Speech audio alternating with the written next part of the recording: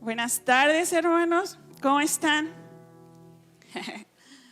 Pues hace algunos meses también me tocaba compartirles y les decía esta parte. Bueno, este es un dato curioso que tal vez no les sirva, pero uno de mis libros favoritos es el libro de Lucas. Y en esa ocasión les meditábamos en la palabra acerca del capítulo 1. Hoy nos vamos un poco después, al capítulo 7, y la verdad, yo estaba bien dispuesta a contarles mi trágica historia. Pero haciendo un estudio más profundo en la palabra, casi Dios era así como: esto no se trata de ti, esto se trata de mí. Y antes de leer la porción que vamos a leer el día de hoy, les voy a hacer un resumen de un capítulo anterior, del capítulo 6. El capítulo 6 de Lucas habla acerca, o es un resumen de las bienaventuranzas, de lo que es el sermón del monte que está en Mateo. Lo podemos llamar así, un resumen, pero hay otros autores que lo llaman que es como la constitución política del reino de Dios, porque ahí nos da varias enseñanzas. Nos dice qué es lo que tenemos que hacer para poder entrar al reino de Dios, cómo es el reino de Dios, y Jesús nos muestra a través de palabras que son muy digeribles hacia nosotros lo que es el reino de Dios. Y nos da una serie de enseñanzas bastante poderosas, bastante fuertes, de la misma voz de Jesús. Y después vamos al capítulo 7, y todo lo que nos acaba de decir Jesús en el capítulo 6 lo podemos resumir, o Jesús lo resume en una palabra que es compasión. Porque nos muestra 4 ejemplos donde Dios muestra su compasión, donde Dios muestra su misericordia, donde Dios muestra su amor para con nosotros. La primera es el ejemplo con el centurión. La segunda es el ejemplo con la viuda. En la tercera, hace a un profeta que está un poco desubicado, y en la cuarta tiene un encuentro con una mujer que tenía una moral un poco cuestionable. Pero el día de hoy solamente vamos a ver las primeras 2. Lo que pasa con el centurión y lo que pasa con la viuda. Y en realidad creo que estas 2 porciones de la palabra nos pueden llevar a aprender hoy mismo algunas cosas que nos pueden ayudar en nuestro diario caminar. Me acompañan a Lucas del 1 al 10, por favor. Y vamos a leer bien fuerte. Después que hubo terminado todas sus palabras al pueblo que le oía, entró en Capernaum, y el siervo de un centurión, a quien éste quería mucho, estaba enfermo y a punto de morir. Cuando el centurión oyó hablar de Jesús, le envió unos ancianos de los judíos rogándole que viniese y sanase a su siervo. Y ellos vinieron a Jesús y le rogaron con solicitud, diciéndole: es digno de que le concedas esto, porque ama a nuestra nación y nos edificó una sinagoga. Y Jesús fue con ellos, pero cuando ya no estaban lejos de la casa, el centurión envió a él unos amigos diciéndole: Señor, no te molestes, pues no soy digno de que entres bajo mi techo. Por lo que ni aún me tuve por digno de venir a ti, pero di la palabra y mi siervo será sano. Porque también yo soy hombre puesto bajo autoridad, y tengo soldados bajo mis órdenes, y digo a este: ve y va, y al otro: ven y viene, y a mi siervo: haz esto, y lo hace. Al oír esto, Jesús se maravilló de él, y volviéndose dijo a la gente que le seguía: os digo que ni aún en Israel he hallado tanta fe. Y al regresar a casa, los que habían sido enviados hallaron sano al siervo que había estado enfermo. Vamos a ir versículo por versículo porque hay algunos detalles que nos pueden dar el contexto de lo que estaba pasando. Y es que a veces en los detalles es donde podemos encontrar como ciertas cosas increíbles, ¿no? Ciertas cosas que Dios trata de hablarnos. En el versículo 1 habla acerca de una ciudad que se llama Capernaum. Capernaum estaba a las orillas del mar de Galilea y ahí vivía Andrés y Pedro, y ahí fue donde Jesús los llamó y fueron sus discípulos, y bueno, esa historia ya se la saben. Capernaum también fue como su centro de operaciones de nuestro Señor. Sí, subía, o iba a Jerusalén, pero realmente la mayor parte del tiempo estaba en Capernaum. De los 3 años en que estuvo en su ministerio, podríamos decir que estuvo como 1 año y medio en Capernaum. En el versículo 2 ya es donde entra el personaje, ¿no? Entra este dichoso centurión. Y un centurión era un militar romano. Pero no solo era un militar romano, sino que él comandaba 100 soldados. En ese entonces, el ejército romano era un ejército fuerte, era un ejército poderoso, era un ejército disciplinado. Y no sé si los ubiquen, eran como los que tenían como una escoba en su casco. Es para que los ubiquen. Ajá. Los centuriones no eran como los que mandaban más, pero sí eran la columna vertebral de este ejército. Tenían que tener características específicas como carácter, como destreza, fortaleza, disciplina. Y realmente en el Nuevo Testamento, cuando se habla acerca de un centurión, no les estoy diciendo que el 100% hable bien de los centuriones, pero sí una parte buena. El Nuevo Testamento los califica con una buena calificación, con unas personas pues bien. Y por ejemplo, pues es este centurión. A este centurión la palabra lo pone como una persona compasiva. ¿Y por qué lo pone como una persona compasiva? Porque dice que quería mucho a su siervo. En ese entonces los siervos eran como herramientas. Si un siervo dejaba de producir, si un siervo dejaba de cumplir la tarea a la cual estaba destinado, lo que hacían, pues si estaba enfermo o si ya estaba a punto de morirse, lo que hacían era pues desecharlo. Realmente los veían como algo desechable. Y este centurión no lo hizo. Eran algo desechable y contrataban a otro y ya se olvidaban de él. Y haciendo una analogía de lo que es una herramienta, yo creo que, y yo no he visto a nadie que diga, ay, pobre de mi martillo, se me descompuso. O ay, pobre de mi desarmador, ya se me rompió. A lo mucho nos llegamos a lamentar porque no vamos a lograr hacer lo que teníamos destinado a hacer ese día. Pero este centurión era diferente. En el versículo 3, si me lo ponen por favor, voy un poco rápido porque el tiempo ahí marca que ya casi se me acaba.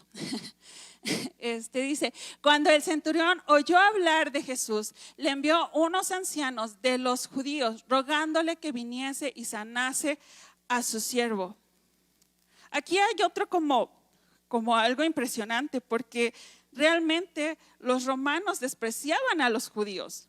No eran así como que se llevaran tan bien como para, oye, porfa, ve a hablarle a Jesús. O sea, realmente los romanos despreciaban a los judíos porque los judíos tenían un sistema moral muy estricto. Porque los judíos adoraban a un Dios invisible y ellos tenían imágenes, tenían estatuas, y también despreciaban a los judíos porque los judíos no adoraban al emperador.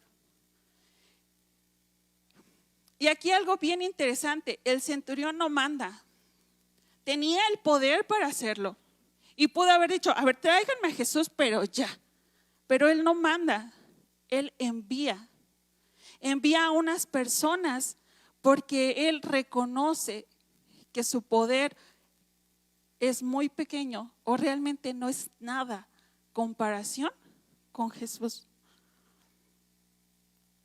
En el versículo 4, si me lo ponen, y ellos vinieron a Jesús y le rogaron con solicitud diciéndole, es digno de que le concedas esto. Aquí otro dato interesante, así como los romanos despreciaban a los judíos, ¿qué creen? Que los judíos también despreciaban a los romanos. Les hacían o les decían un nombre muy feo, les decían que eran unos perros. No se escucha tan padre, ¿verdad? Y realmente el pueblo judío era un pueblo esclavo, pero había en su corazón orgullo porque ellos sabían que era el pueblo de Dios y era así como, yo soy el pueblo de Dios. Y veían con desdén, con desprecio a los romanos. Pero también otro dato, que los judíos tampoco estaban tan de acuerdo con Jesús. Porque Jesús, como saben, hizo varias cosas que ante la ley, ante ellos no estaba bien, ¿no? Ante los ojos de los fariseos no estaba bien.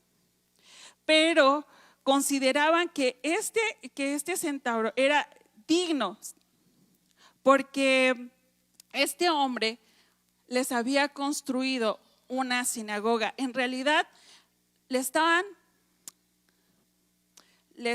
dando dignidad o lo estaban haciendo digno en base a la necesidad que ellos tenían de una sinagoga, en base a sus propios intereses. O sea, tú me das algo y entonces tú eres digno. Si no me lo das, pues no eres digno. En el versículo 6, ¿me ayudan? Dice, y Jesús fue con ellos, pero cuando ya no estaban lejos de casa, el centurión envió a él unos amigos diciéndole, Señor, no te molestes, pues no soy digno de que entres bajo mi techo. La palabra digno la podemos poner como no soy competente, no soy suficiente, mi casa no es suficiente. ¿Y qué es lo que está sucediendo? Este hombre se da cuenta que su casa no es suficiente. Y eso es algo bastante raro porque no es un romano, es un militar. Y no es solamente un militar, es alguien que está en un puesto bastante bien, que a lo mejor es de las personas más acaudaladas, de que a lo mejor tiene la mejor casa, tiene los mejores carros, tiene los muebles más caros, tiene las cosas más caras y más piquis y más pro que pudieran haber tenido en esa época. Pero él se da cuenta que nada de eso es importante y nada de eso es digno ante los ojos de Dios. Pero aún más lo ponemos en otro, lo ahondamos un poco más. Dice, de hecho, en la frase no te molestes, casi le está diciendo Jesús, no te metas en problemas. Porque en ese entonces los judíos no podían ir a la casa de los gentiles. Y casi fue ese su, no te metas en problemas. Yo sé que si tú lo dices, lo vas a hacer. No te metas en conflictos. Versículo 7. Por lo que ni aún me tuve por digno de venir a ti, pero di la palabra y mi siervo será sano. No soy digno de que entres bajo mi techo, pero tampoco soy digno de encontrarte bajo las estrellas. No soy digno de tener un encuentro cara a cara contigo porque sé lo que valgo. Pero solamente di la palabra y mi siervo será sano. Y la base de esta lógica está en el versículo 8.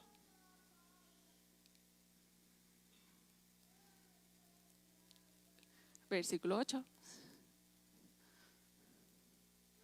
¡Tarán! Porque también yo soy hombre puesto bajo autoridad y tengo soldados bajo mis órdenes, y digo a este, ve y va, y al otro, ven y viene, y a mi siervo, haz esto y lo hace. Este hombre sabía lo que era estar bajo autoridad. Y aquí quiero hacer un paréntesis. No sé qué has buscado de Dios. No sé qué le has pedido a Dios con todo tu corazón. Pero si no estás bajo autoridad, pues ahí estamos metidos en problemas. Y no estoy diciendo nada más con tus papás. Y no estoy diciendo nada más en tu trabajo. Aquí en la iglesia. Y esto va para adolescentes, jóvenes, adultos y de todas las edades. Cerramos este paréntesis. Él sabía lo que era estar bajo autoridad, pero también sabía ejercer autoridad. Y sabía lo que una orden podía provocar. Por eso este hombre no dudaba de la palabra de Jesús.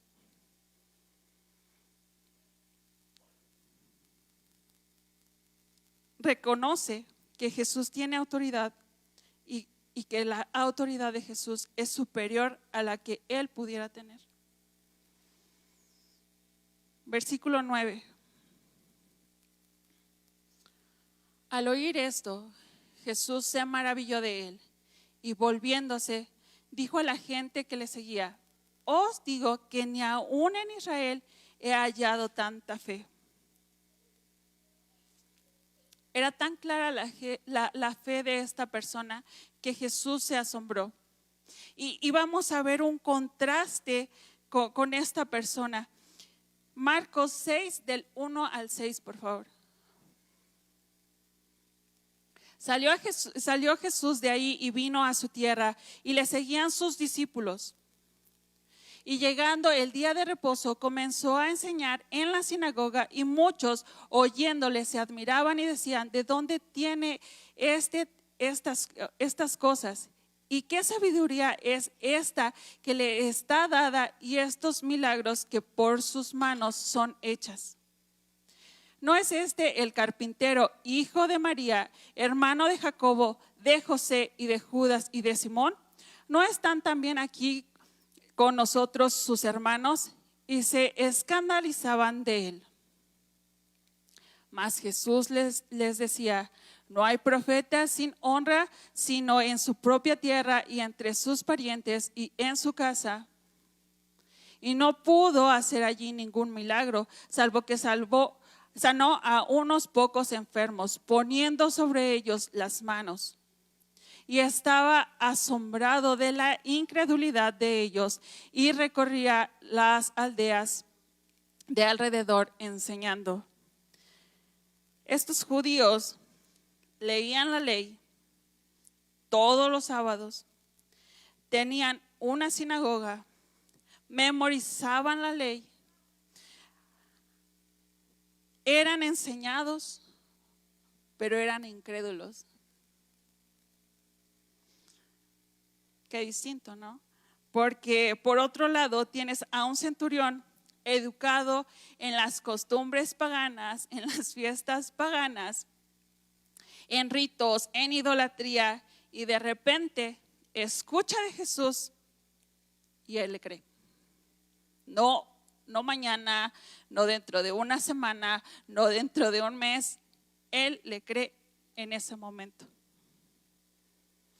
El centurión tiene 3 cosas muy importantes que podemos ver y que son necesarias en nuestro caminar, en el día a día. Una es amor al prójimo. Él amaba a los judíos y por eso les construyó una sinagoga. Tal vez no alcanzaba a entender, a discernir lo que estaba haciendo. Él amaba a su siervo y por eso envió a alguien. ¿Cuál es el mandamiento más grande? Y el que sigue. Creo que todos lo dijeron así porque todos lo han escuchado. Y no creo que haya alguien aquí que no lo haya escuchado. Y a veces, ¿cuánta falta nos hace amar a nuestro prójimo? Y no solamente a los que vemos aquí en todas las reuniones, sino también a los de allá afuera. Número 2, humildad. Ahí sí me dio una piedrota, pero aquí. La humildad me permite ver quién soy en verdad y qué tan digno soy en realidad. Este hombre pudo haber dicho, pues yo le construí una sinagoga.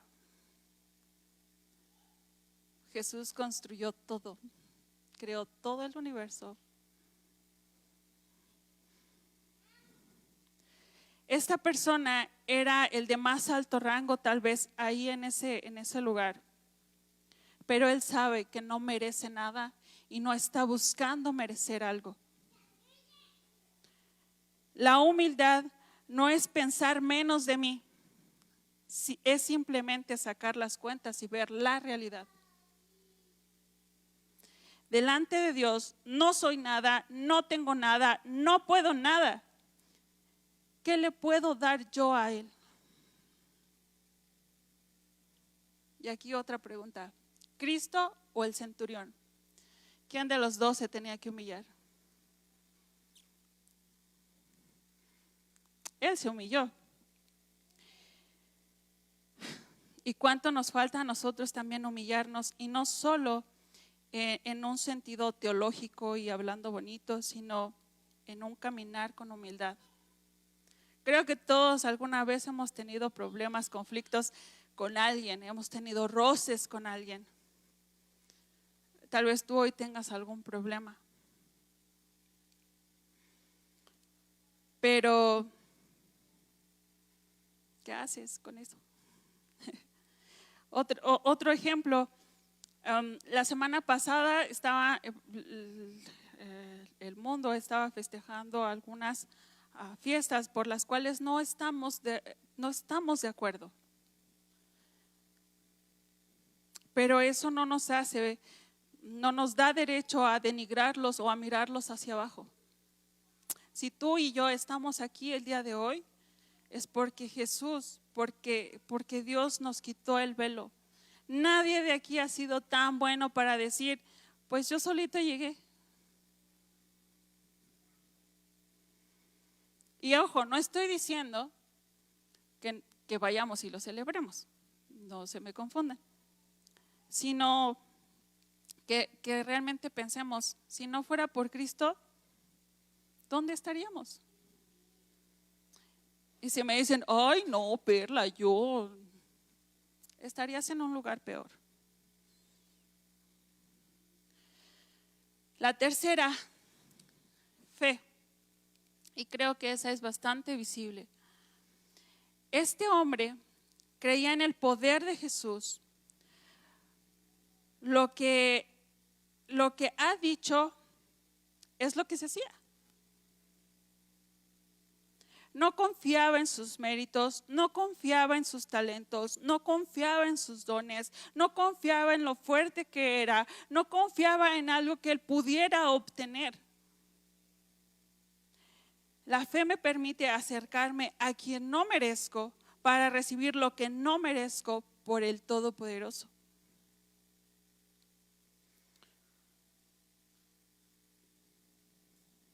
¿Cuántas cosas dice en su palabra?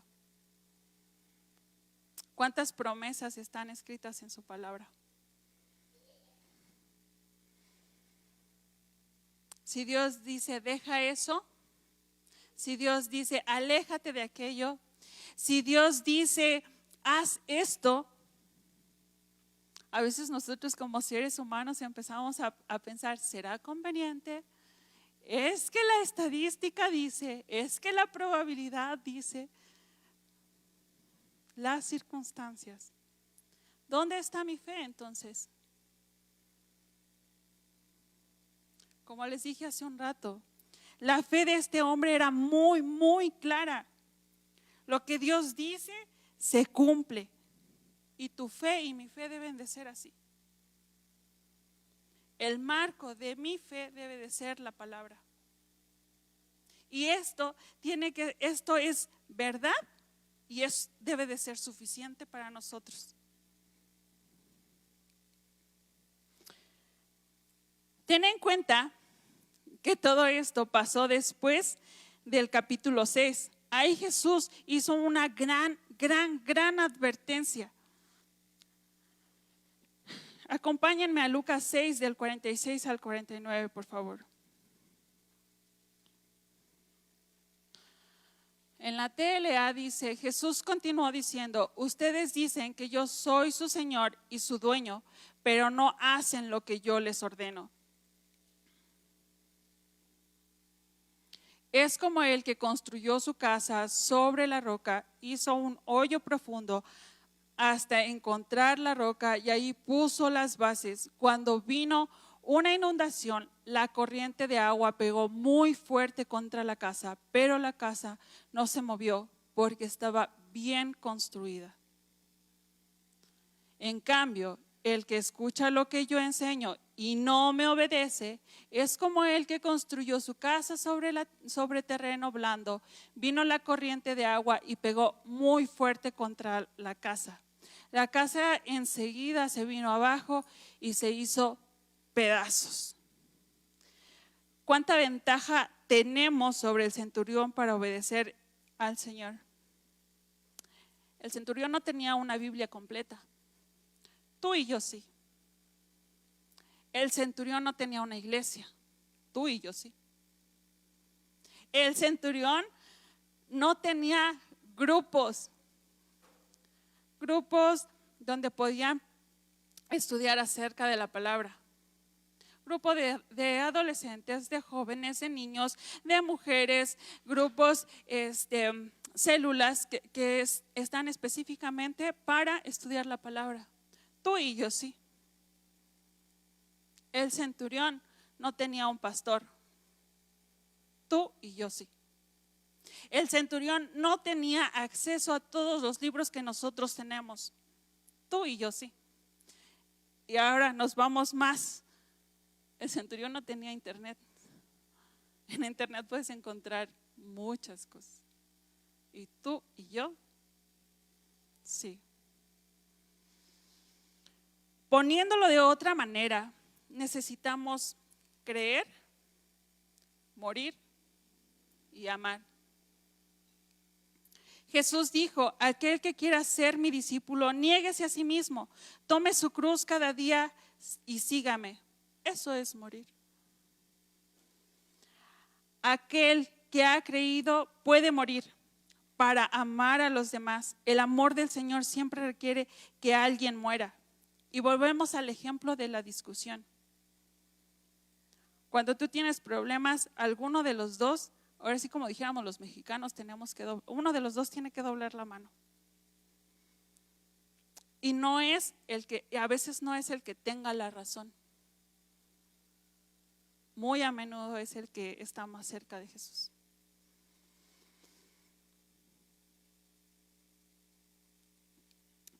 Aquel que sabe que mi deuda es tan grande que no puedo pagarla, es el primero que decidió morir para reconciliarnos con la presencia de Dios. Creer lo que dice su palabra, morir a nosotros, a nuestro ego, a nuestro yo, y amar y brindar ese amor. Pero hay una segunda escena en Lucas 7 del 11 al 17. Ahí sí les voy a pedir por favor que me ayuden a leerlo bien fuerte. Ya está en la pantalla. 1, 2, 3.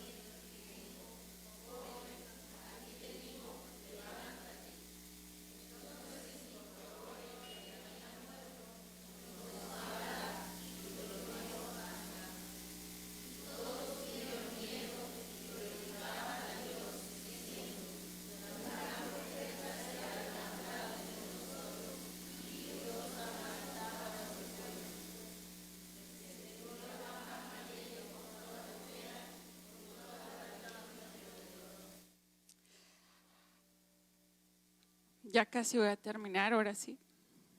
Aquí podemos ver que hay dos multitudes. Una con Jesús, que iba en gozo, que iba asombrado porque a lo mejor había visto el milagro o había escuchado el milagro. Y la otra multitud iba triste, iba en dolor, iba sin Cristo. Había dos hijos únicos. Uno que estaba muerto, pero que iba a vivir. Y el otro que estaba vivo, pero que vino a morir. En la puerta de Naín se encontraron estas dos grandes realidades. La multitud que vamos con Cristo, que vamos en gozo, que vamos hacia la gloriosa Jerusalén y que vamos con los ojos puestos en la eternidad. Y los que andan, sí, Cristo,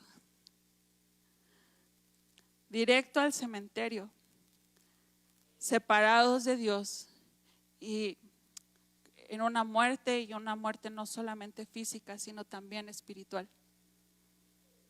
Porque la paga del pecado bien sabemos que es la muerte. Pero algo asombroso aquí, que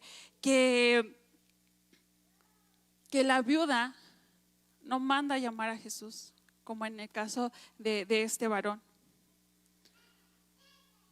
Jesús llega en el momento indicado, en el tiempo preciso. De esa misma manera, el tiempo preciso para ti y para mí es hoy. Hoy. El Señor que vino en el momento exacto al encuentro con esta viuda también viene con nosotros y extiende su misericordia y su gracia. ¿Y qué es lo que tenemos que hacer nosotros? Simplemente acercarnos en humildad y en fe. Pónganse de pie, hermanos. Padre, te damos gracias. Te damos gracias, Señor, porque tú abriste nuestros ojos.